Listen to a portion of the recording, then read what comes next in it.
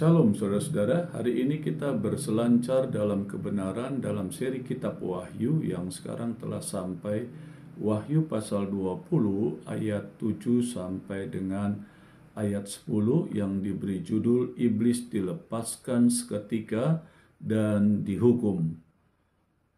Ayat 7, demikian firman Tuhan, dan setelah masa 1000 tahun itu berakhir, iblis akan dilepaskan dari penjaranya, dan ia akan pergi menyesatkan bangsa-bangsa pada keempat penjuru bumi, yaitu Gog dan Magog, dan mengumpulkan mereka untuk berperang, dan jumlah mereka sama dengan banyaknya pasir di laut.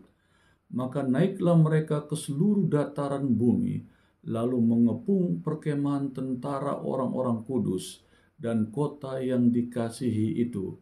Tetapi dari langit turunlah api menghanguskan mereka.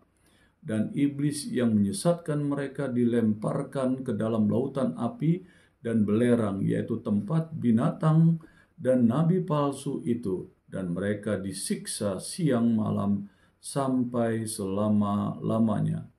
Saudara, di dalam Wahyu pasal 20 ayat 7 ini dijelaskan, setelah masa 1000 tahun itu berakhir, iblis akan dilepaskan dari penjaranya. Jadi pada akhir pemerintahan Kristus, iblis itu dilepaskan dari hukumannya atau dari penjaranya. Itu dijelaskan di dalam kitab Perjanjian Lama, artinya sudah dinubuatkan, yaitu di dalam Yeskel 36, 37, 38, 39. Itu adalah latar belakang untuk konteks iblis ini akan dilepaskan, saudara. Yang pertama, saudara, iblis sendiri yang tertipu hingga percaya bahwa ia masih dapat mengalahkan Allah akan diizinkan untuk memperdaya mereka yang berhasrat untuk memberontak melawan pemerintahan Kristus. Ia akan menghimpun sekumpulan besar pemberontak atau orang-orang yang terhasut oleh iblis dalam waktu yang pendek setelah pemerintahan 1000 tahun damai yang konten sebelumnya sudah saya jelaskan. Yang kedua adalah peperangan Gog dan Magog, ya. Ini juga dinubuatkan dalam Yeskel 38 ayat 1 sampai Yeskel 39 ayat sampai dengan ayat 29. Ini menggambarkan semua bangsa di dunia dan roh pemberontakan mereka melawan Allah dan kebenarannya. Di dalam kitab Yeskel, umat Tuhan beristirahat dengan aman dalam situasi eskatologis, yaitu dalam pemerintahan Kristus atau Mesias, ya, dikatakan Yehuda atau Yerusalem atau tanah yang dijanjikan, tetapi masih diserang oleh bangsa-bangsa yang jahat atau yang disebut Gog dan Magog. Dalam tradisi Yudaisme atau Rabinik, kedua musuh ini biasanya digunakan untuk menjelaskan semua musuh-musuh Mesias dan umat Allah.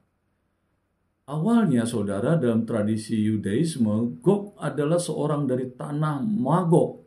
Namun dalam bab ini, istilah-istilah ini telah dipersonifikasikan menjadi musuh kembar. Jadi Yohanes mengolah atau mengembalikan kiasan dari Perjanjian Lama ini agar sesuai dengan pembaca di dalam abad pertama pada waktu Yohanes mendapatkan penglihatan ini, saudara. Nah, dikatakan di dalam ayat 8, dan ia akan pergi menyesatkan bangsa-bangsa pada keempat penjuru bumi, yaitu Gog dan Magog, dan mengumpulkan mereka untuk berperang, dan jumlah mereka sama dengan banyaknya pasir di laut, saudara. Ini merupakan pemberontakan terakhir dalam sejarah umat manusia terhadap Allah. Banyak dari antara mereka yang dikatakan lahir dalam kerajaan 1000 tahun, saudara.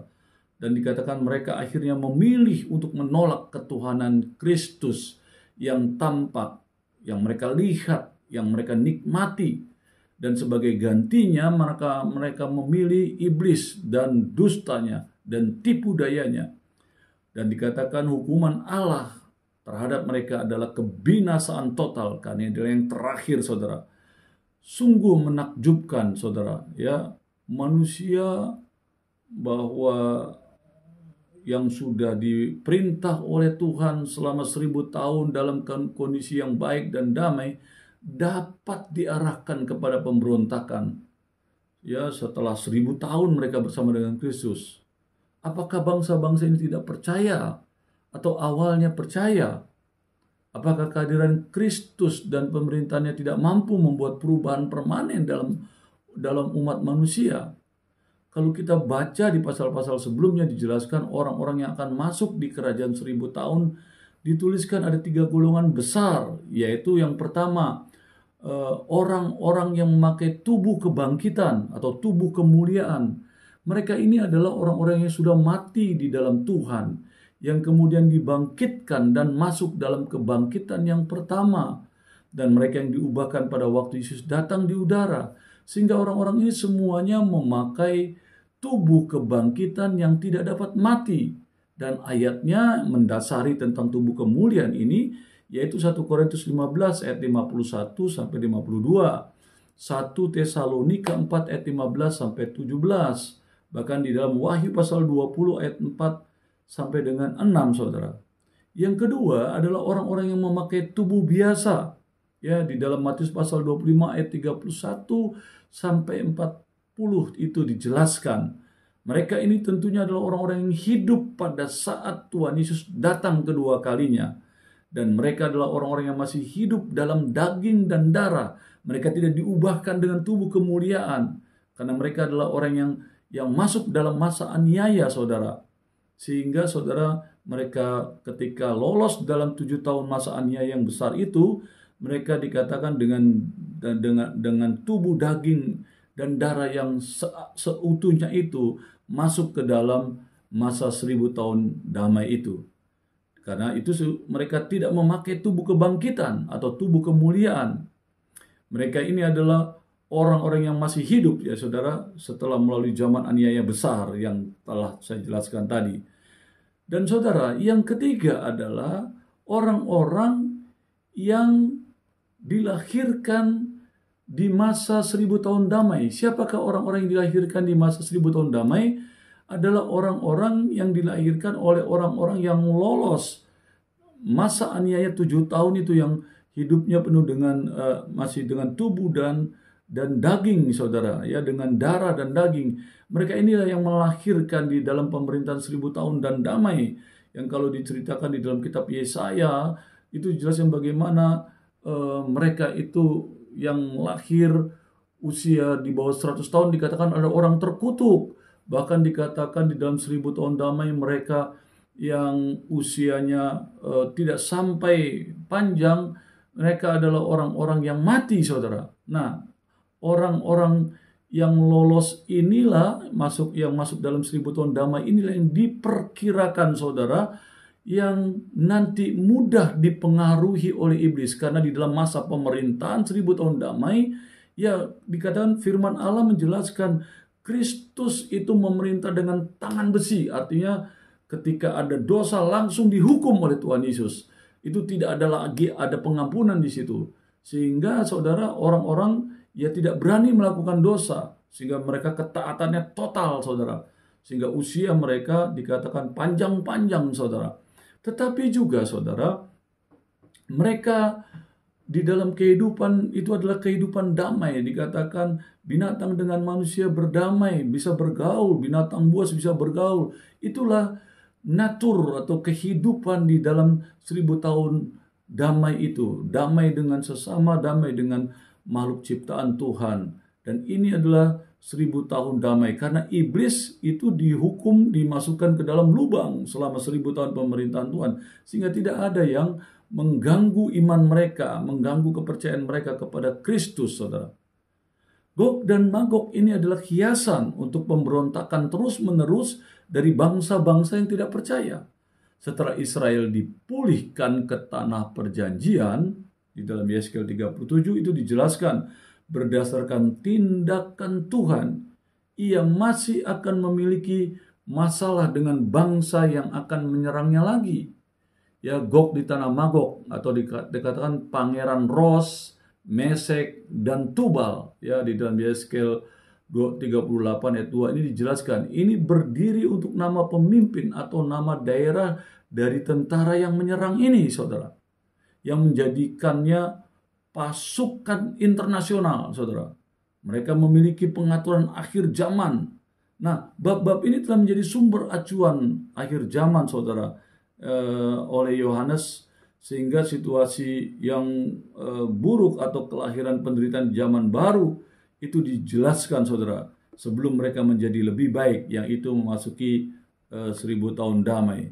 Yohanes telah mengambil naskah-naskah atau penjelasan-penjelasan atau mengutip dari ayat-ayat firman dalam perjanjian baru karena mengerjakannya, saudara, dalam konteks budaya abad pertama, yaitu Yunani Romawi. Ya, Gog Magog dan Babel bukanlah musuh dari Mesopotamia atau Turki, tapi Roma, saudara. Nah, bangsa-bangsa pada keempat penjuru bumi ini adalah jelas adalah penipuan dan pemberontakan universal. Angka 4 memiliki makna, saudara, mewakili seluruh bumi, saudara. Nah, dikatakan banyaknya mereka sama dengan banyaknya pasir di laut. Ya, frasa ini awalnya digunakan untuk keturunan Abraham, ya, banyaknya seperti pasir di laut, gitu ya.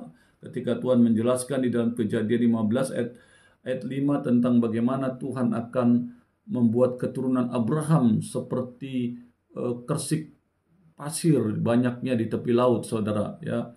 Nah, ini adalah contoh lain tentang si jahat meniru istilah yang menggambarkan umat Allah. Namun karena kalimat pertama di ayat 9 ini tampaknya hanya definisi lain untuk menunjukkan suatu tentara yang sangat besar. Jadi banyaknya tentara itu, saudara, seperti persik di laut. Banyaknya, saudara. Begitu banyaknya, saudara. Nah, di dalam Wahyu pasal 20 di dalam ayat 9-nya dijelaskan, maka naiklah mereka ke seluruh dataran bumi, lalu mengepung perkemahan tentara orang-orang kudus dan kota yang dikasih itu. Tetapi dari langit turunlah api menghanguskan mereka. Jadi dikatakan ayat ini merujuk kepada sebuah pertempuran harfiah, ya, di dataran Megiddo. Jadi di Israel, saudara, sama seperti tentara akhir zaman bergerak ke Palestina menuju kota Yerusalem. Nah, dikatakan banyaknya mereka, saudara, berlaksa-lasa. Ya, ada banyak kiasan terhadap peperangan Gog Magog ini, saudara. Namun dikatakan Yerusalem itu jauh, saudari, dari Megiddo, bermil-mil jauhnya, saudara. Nah, dalam Wahyu, kota ini biasanya dikatakan adalah umat manusia yang teratur dan berfungsi terpisah dari Allah, ya, dipersonifikasikan sebagai Babel. Jadi, saudara, kota Yerusalem, ya, yang dimaksudkan di dalam Wahyu ini, ya, saudara, di dalam Wahyu pasal 20 ini. Nah, pada umumnya, saudara, di dalam perjanjian baru ini, Yohanes telah mengambil gambaran perjanjian lama dan menguniversalkannya untuk berhubungan dengan seluruh umat manusia. Jadi masalah dalam Wahyu bukanlah antara bangsa Yahudi versus bangsa yang tidak percaya, tetapi antara bangsa yang percaya versus bangsa yang tidak percaya. Jadi tidak orang Yahudi dengan orang yang tidak percaya, tidak, saudara. Jadi ini tidak lagi konteks Yahudi lagi, tapi konteks orang percaya dan orang tidak percaya, saudara. Nah, ini adalah dikatakan pertempuran akhir zaman, saudara, yang dikatakan mirip di dalam Wahyu pasal 6, saudara. Nah, saudara, tetapi dikatakan mereka yang banyaknya seperti kersik di pantai itu, seperti pasir di pantai itu banyaknya, tentara musuh ini, tetapi dikatakan dari langit turunlah api menghanguskan mereka. Ya, ini menyatakan kemenangan yang Allah sendiri lakukan, karena itu adalah janji Tuhan, kemenangan itu. Di dalam Wahyu pasal ayat 10, dan iblis yang menyesatkan mereka dilemparkan ke dalam lautan api dan belerang, yaitu tempat binatang dan nabi palsu itu, dan mereka disiksa siang malam sampai selama-lamanya. Jadi, saudara, dalam peperangan ini di dalam ayat 8-9 ini dijelaskan orang yang begitu banyak dibakar oleh api dari langit, yang begitu banyak berlaksa-laksa, berjuta-juta, saudara, yang mati. Tidak ada dispensasi lagi, tidak ada kebaikan Allah lagi. Kenapa demikian, saudara? Bukankah Allah mengasihi manusia ciptaannya? Kenapa manusia yang sebegitu banyaknya Tuhan binasakan, saudara, dibakar oleh api? Pertanyaan ini jadi sebuah pertanyaan, sehingga keterangan tentang dispensasinya Allah sepertinya sudah tidak ada di sini, saudara. Karena memang ini adalah masa akhir kebaikan Allah, saudara.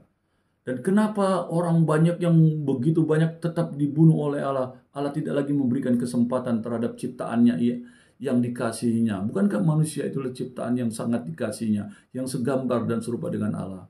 Tetapi kalau saudara pelajari di dalam kitab perjanjian lama, bagaimana ketika bangsa Israel memasuki tanah perjanjian, Allah katakan, kamu harus menumpas bangsa yang ada di Palestina itu. Tidak boleh ada sisa. Bahkan binatang-binatang yang ada pun harus ditumpas, makhluk hidup yang ada, saudara. Itu perintah Allah, ya saudara, harus dibantai habis. Tidak boleh ada sisa-sisa. Korelasi dalam kerohanian, saudara, adalah kalau saudara sudah bertobat, firman Allah katakan, kamu harus tumpas dosamu.